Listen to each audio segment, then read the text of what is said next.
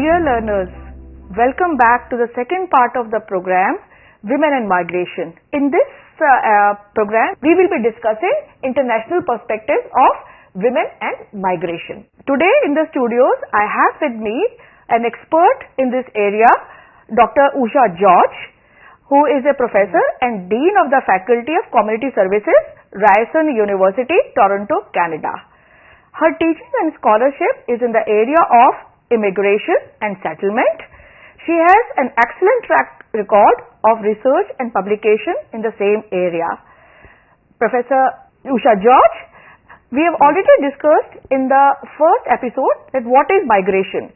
So the learners are aware of the national trends of migration and how migration takes place within the territory of Indian Union. I would now like you to talk about the international perspective of feminization of migration. Thank you. One of the tendencies in modern times that has been identified is the feminization of international migration. More and more women are moving from their country of origin to different parts of the world in search of work. In fact, female immigrants constituted about 49% of the world's migrants in 2010, with an overrepresentation of females in the age group 65 and over. Of the total world migrants of 214 million, 104 million were women. Especially in Asia, this is very pronounced, as about half of the immigrants in Asia are women. And an increasing number of female immigrants are going to different countries in search of employment. And about 70 to 75% of refugees are women and children. And people who are trafficked are also women and children. They form the highest number of trafficking. Professor George, how is immigration gendered? What I mean to say is, what is the role gender play in the process of immigration? Gender differences determine migration in many different ways. One is a woman's position in the society, in the community, the family, and as an individual influences the decision to immigrate. In other words, the higher the position the woman has in the family and the community and higher employment status, she has a voice in the decisions about immigration. If her status is low, then she doesn't have much of a voice. Most of the time, family reunification is the reason why many women immigrate, but more recently, many women are immigrating to find jobs for themselves in order to be the breadwinners of the family. Then, migration for domestic work is increasingly becoming common, and that means that domestic work is even treated as an extension of the reproductive function of women, and therefore there are major policy and program gaps in this area. And as we all know, women also occupy very low-skilled jobs. The majority of low-skilled workers are women migrants. And there are gender differences even in the money that is being repatriated to their home countries. It has been shown that men usually repatriate money or send money home for investment purposes. Women, on the other hand, send money basically to look after the kids they have left home, or even to look after their own family members like parents and siblings and so on. So the transnational parenting, transnational mothering is becoming quite common, and there is a chain of caring that is happening internationally. What are the gendered integration outcome of immigration or migration for women? As we all know, the UN Convention on the Rights of All Migrant Workers and Members of Their Families was adopted in 1990, but it came into force in 2003. It took about 13 years to get at least 20 countries to sign on to this convention. Right now, there are 46 countries who have signed on to this convention. The gender-neutral language of the convention has created lots of issues for women in their attempts to integrate into the countries that they have been to. For example, especially in the area of sexual reproductive health, women are exploited simply because they do not have the rights, and the policy is neutral in terms of its designation of gender and what it means. On a more specific level, we can see that the labor market outcomes for women, international migrants, are much lower than that of men. The labor force participation of immigrant women are much lower.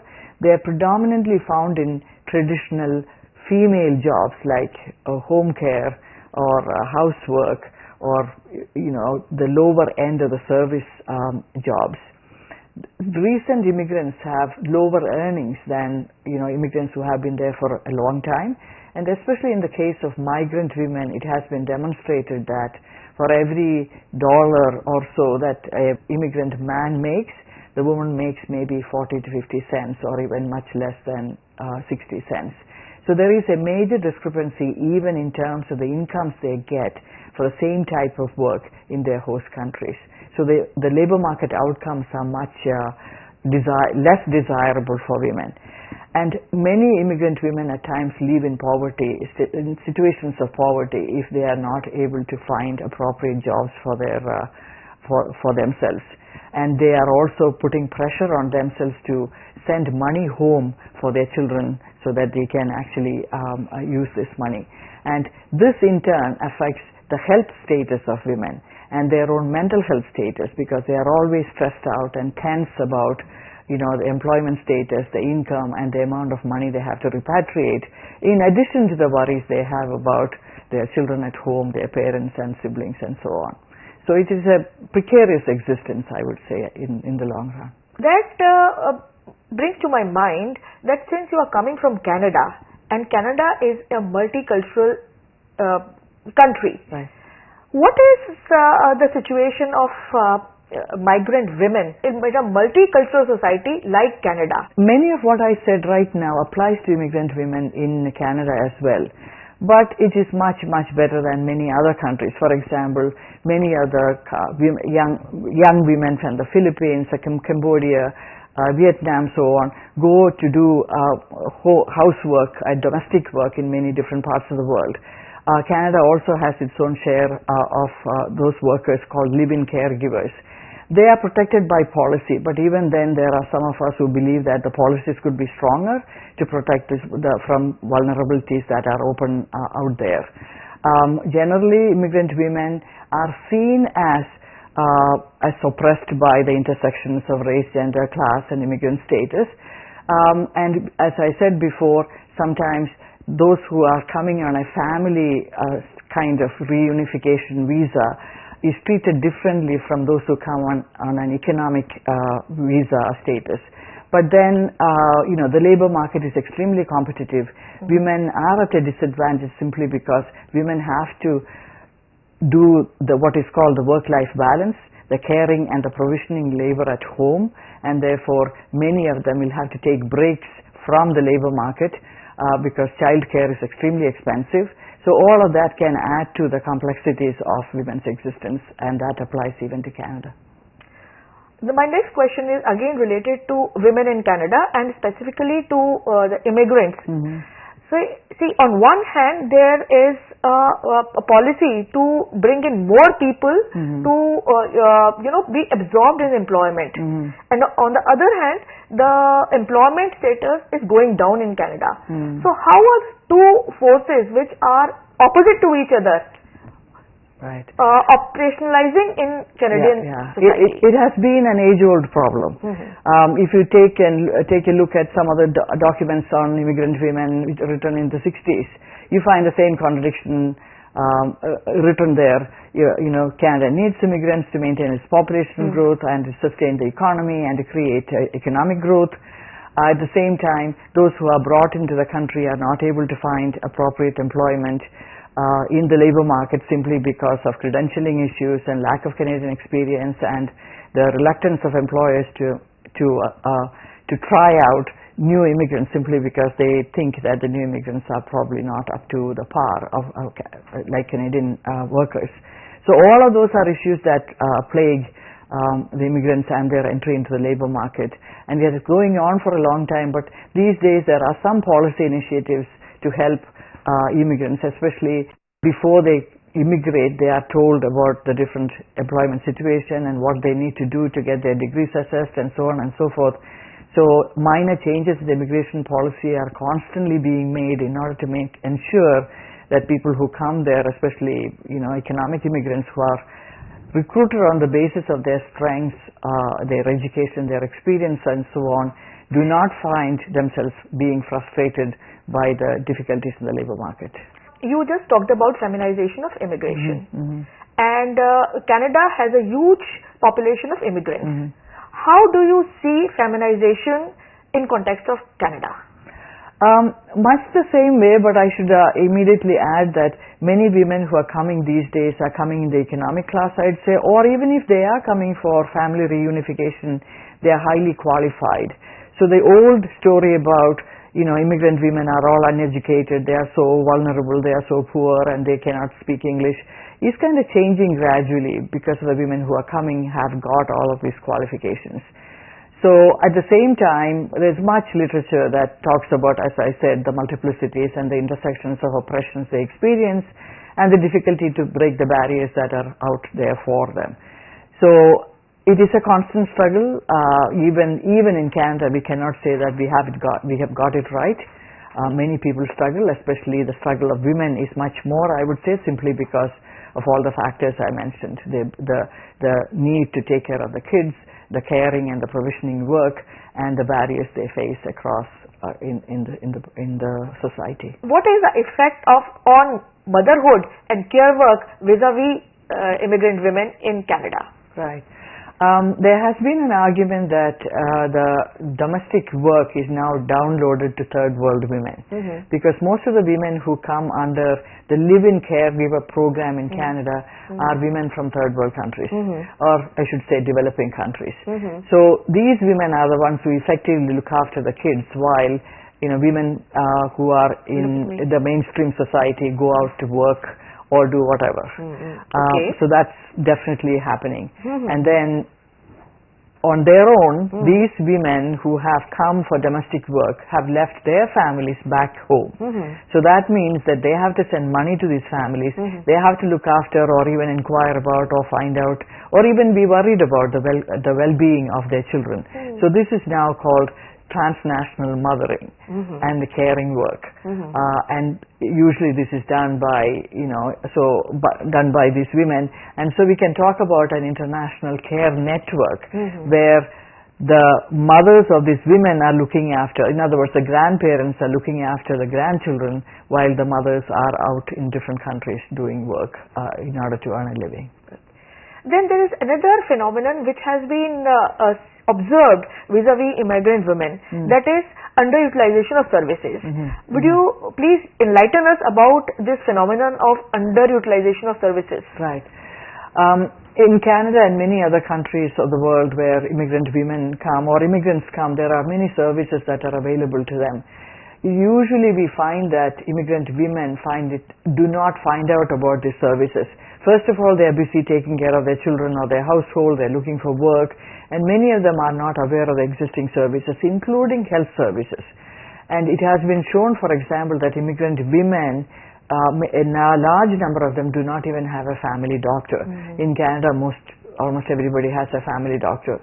And it also has been shown that any kind of preventive services, especially preventive mental health services and so on, are totally outside the immigrant women's experience. And the underutilization happens mainly, I would say, because of a lack of understanding of what happens, but it is also, there are what are called cultural constructions of caring work and of health and well-being. Many immigrant women will consider that a small pain or a discomfort is not important, my family's health is more important, and so they are all trained actually to look after their family, or culturally they are taught or they learn to look after their families and to put priority for the family rather than their own well-being. So they kind of dismiss whatever ailments they have as insignificant and they pay attention more to their family. So that's how they underutilize services. And then the informal sector does not help much, but probably a lot of them get the information through friends and relatives and so on. what may be the possible reasons for underutilization of services by immigrant women? I want to continue on the theme of that cultural notions around health and well-being. As I said, many of the women, when they feel discomfort or uncomfortable feelings, will think it's natural, it's okay, this is how we are brought up and you have to endure everything and so on and so forth. My own research has shown that many South Asian immigrant women, even when they feel sad and sorrowful and feel like crying, they do all of that but do not recognize that there could be a health issue behind. For example, those are typical symptoms of what you call depression. In the Western countries, people are immediately available to sort of diagnose that, but in the case of immigrant women, they treat it as three separate issues and then they dismiss that off. That is just the cultural norms around what is it to be healthy. And then they also feel that, well, it is not appropriate for me to talk about these things because there is a stigma attached to mental health, and therefore even if I am crying all the time, even if I am feeling sad, even if I feel deprived, I should not be talking about it because that's not appropriate. The second is again what we call a collectivistic cultural context that is at odds with what you find the individualistic and sort of interrogative approach to health in Canada. In other words, in Canada, people are taught to have, to have their own understanding of health, to be educated about their health, to be aware of themselves, and to be able to articulate what problems they have in their health. But for many of the immigrant women who come from collective families and collectivistic cultures, as I said before, they do not actually individually interrogate their own health status on a regular basis. And then one more factor I would add to this underutilization is language issues. Even when immigrant women are capable of articulating their ideas in English, many of them do not feel that they can actually ask people, where do I find this service or the other. But in many other cases, immigrant women are not necessarily comfortable with English language. They are not necessarily comfortable with going to a family physician and talking about issues they have. And therefore, those language barriers, not necessarily just the ability to speak the language, but also the ability to literally articulate what exactly is it that they want to know, is a difficult problem. And again, another research study that I had clearly showed that even family doctors, when they treat immigrant women or when they look at immigrant women, they are reluctant to prescribe certain tests, for example. Like in Canada, everybody does, above the age of 55 or so now, does a mammogram every 2 years. Family physicians are reluctant to tell, immigrant women, especially in my study, it was South Asian immigrant Tamil women, they were reluctant to tell them because they said they wouldn't go anyway, so why would we tell them to go? So there is the system also working against immigrant women because they are not being told as to what they should be doing. So it works both ways and disadvantages immigrant women in both ways. So that brings in the question of race and ethnicity. That does migration has differential effect on race and ethnicity of the people who are migrating? Absolutely. Absolutely. In fact, feminist scholars have done a great deal of work in looking at the intersections of race, gender, class, immigrant status, age, and all those social identity factors and how they interact with each other, how they interlock with each other to create oppressive situations and negative outcomes for immigrant women. Definitely. If you look at women who haven't got jobs and who, in spite of very high qualifications, are finding it impossible to get in the labor market, a lot of them are women from minority communities, especially what we call visible minorities. Yes. Another thing comes to my mind is that do you see any difference in immigration pattern and the outcomes with respect to Canada and other developed countries and developing countries? Right. To be fair, I would argue that Canadian outcomes for Canadian immigrants are much better than many other countries. Australia and New Zealand may be slightly better than us because they have got clear policies around, or they are kind of monitoring some of the situations But I wouldn't say that they are way better than Canada. But I would put Australia, Canada and New Zealand in the first category of countries where they have better outcomes for immigrants and especially immigrant women, because the gendered nature of immigration, the gendered nature of service delivery, the gendered nature of the labor market, the gendered nature of society's attitude towards women and work, these are all taken into consideration in many aspects in Canada. At the same time, we also recognize that the labor market is totally outside anybody's control. So the vagaries of the labor market cannot be understood or even forecast. And then what does that have an impact on women is difficult to foresee, but it does happen. In many different parts of the world, for example, in the US, since it's a huge economy, women may be finding jobs, but are they appropriate to their skills? And maybe sometimes it could be simply because the nature of the regulatory bodies and the way in which they allow people to enter that profession is maybe different in the US, and therefore there may be a differential outcome. But in many of the developing countries, the internal migration that is happening is, I haven't done much research in that area, but my sense is that they are all for low skilled work, very low paid, insecure kind of work which has very little pensions or any other health benefits. So they definitely have differential outcomes for women. Would you also throw light on the phenomenon of trafficking, which is also associated with the migration? Right. How do trafficking go with migration? Okay, trafficking goes all over the world. Trafficking happens all the time, both men and women.